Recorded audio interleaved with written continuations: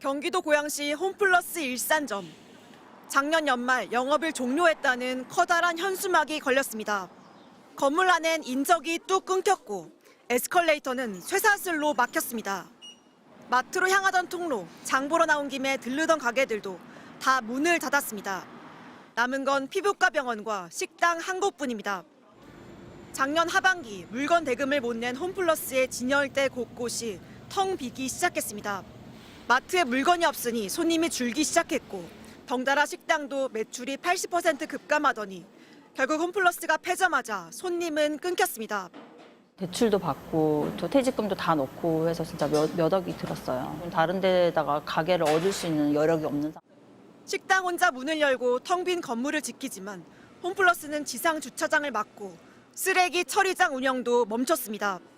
홈플러스도 빌린 건물이라 비워줘야 하다 보니 식당이 문 닫길 은근히 압박하는 분위기입니다.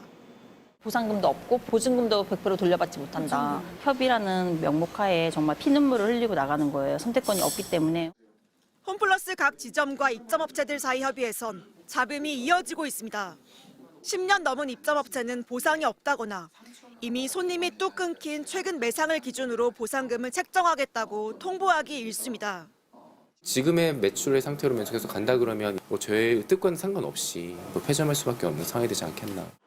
홈플러스 전국 지점에는 식당이나 의류 매장, 안경점 등 8,000개에 달하는 크고 작은 가게들이 입점해 있습니다. 홈플러스는 입점 업체들을 부당하게 밀어내려 했다는 지적에 대해 점주와의 원만한 협의를 통해 잘 마무리되길 바라는 상황이라고 밝혔습니다. 직원 2만 명 1월 월급을 못 준 홈플러스는 희망퇴직도 예고했지만 대규모 자금이 투입되지 않고선 회생은 쉽지 않은 상태입니다. MBC 뉴스 지은수입니다. 인천의 한 홈플러스 매장, 과자나 신선식품 등으로 가득해야 할 매대가 텅 비었습니다. 그나마 진열된 상품은 유통기한이 이틀 남았습니다. 이곳은 다음 달 문을 닫습니다. 저희 이제 물건 안 들어와요. 네, 여기 있는 게 끝이에요. 2026년 새해 첫 달 월급도 끊겼습니다. 홈플러스에서 30년 일한 이 직원은 마이너스 통장으로 대출이자 세금 등 급한 불은 껐지만 앞으로가 큰일입니다. 저희가 월급이 안 들어온다고 세금이 정지돼 있지 않잖아요. 지금 월급이 안 들어서 아무것도 안 보여요. 어떻게 될지 모른다는 무기한 답을 준 회사. 당장 생계를 위협받게 된 노동자들은 근로기준법 위반 등 혐의로 김광일 홈플러스 대표를 고소했습니다. 아이 앞날을 준비해야 하시기에 저는 이번 달 월급이 나올지부터 걱정하고 있습니다. 임금은 부탁해서 받는 돈이 아닙니다. 지난 13일 신용등급이 떨어질 걸 알고도 사채를 발행한 혐의 등으로 구속기로에 섰던 김병주 MBK 회장과 김광일 대표. 판사 앞에선 구속만은 하지 말아달라고 간청했습니다. 직원 임금 지급을 위해 자신이 구속되면 안 된다는 논리도 폈습니다. 하지만 영장이 기각되자마자 1월 급여 못 준다고 일방적으로 통보했습니다. 기다렸다는 듯 전 직원에게 임금 미지급을 통보하였습니다. 명백한 사법부에 대한 기만이며 노동자의 생존권을 담보로 한 악질적인 협박입니다. 4월까지 12개 지점이 폐업을 예고한 상황에 실제 월급까지 끊기며 위기를 맞은 직원들. 경영진의 잘못에도 길거리로 내몰리는 건 노동자가 될 거라며 특단의 조치를 요구하고 있습니다. MBC 뉴스 송서영입니다. 서울의 한 홈플러스 매장입니다. 주말인데도 사람들 발길이 뜸합니다. 매장 앞엔 홈플러스를 살려달라는 현수막이 걸려 있습니다. 이 홈플러스 매장은 고별 세일까지 붙여놓고 영업을 하고 있는데요. 연말로 예고됐던 폐점이 보류되면서 혼란이 커지고 있습니다. 손님들도 직원들 못지않게 안타까워합니다. 아쉽죠. 2배 정도는 멀리 가야 되니까 좀 불편하죠. 잘 되길 바라야죠. 경기도 안 좋은데.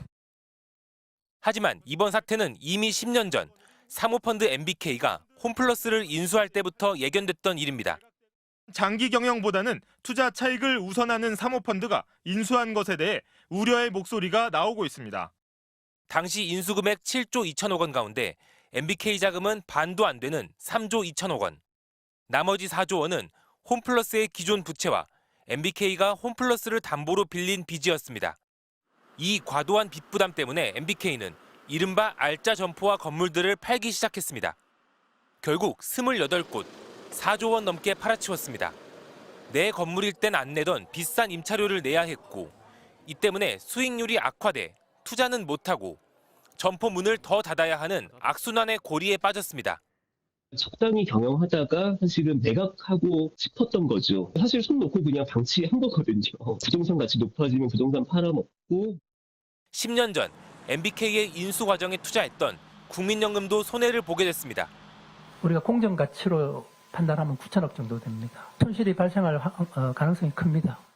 새 주인을 찾는 작업도 난항을 겪고 있습니다. 사흘 전 홈플러스 매각이 최종 유찰돼 MBK가 주도하는 매각이 사실상 어려워지면서 공적 기관이 개입해 인수 협상을 추진해야 한다는 목소리까지 나오고 있습니다. MBC 뉴스 김건우입니다. 오는 11월 폐점이 결정된 홈플러스 매장. 상품으로 가득했던 진열대는 듬성듬성 빈자리가 보이고 상품 한두 개만 덩그러니 남아있기도 합니다. 매장 안 활기도 눈에 띄게 줄었습니다. 폐점이 예고된 홈플러스 매장은 울산 전체 매장 4곳 가운데 절반인 2곳. 고객님들이 찾으러 오시는데 이 물건 없어요, 뭐 저 물건 없어요 이렇게 물어보시는데 저희가 참 대답하기가 곤란할 때가 많습니다. 홈플러스는 고용 보장을 약속하고 있지만 하루하루가 불안할 수밖에 없습니다. 대형마트 간판을 믿고 입점한 임대매장 점주들도 당장 대책 없이 문을 닫게 생겼습니다. 머리 뒤통수 맞은 기분입니다. 솔직히 말씀드리면 약간 멍한 상태입니다. 약간 제가 설마 했었는데 결정을 놔버리니까. 갑작스런 폐점 결정에 당장 생계를 어디서 어떻게 이어가야 할지 고민할 시간조차 없는 형편입니다. 아무런 보상 없이 지금 소모품 취급받는 것이 조금 화가 납니다. 주민들의 생계와 지역 상권이 한 번에 무너질 수 있다는 우려에 지자체장들도 나섰습니다. 들어올 때도 마음대로 들어오고 나갈 때는 더 마음대로라면 그것이 지역사회와 지역 상권, 지역 경제, 주민의 삶에 어떤 영향을 미칠 것인지. 지역 경제와의 상생을 약속하며 자리 잡은 대기업의 일방적인 결정에 또 한 번 지역 경제가 요동치고 있습니다. MBC 뉴스 이다은입니다.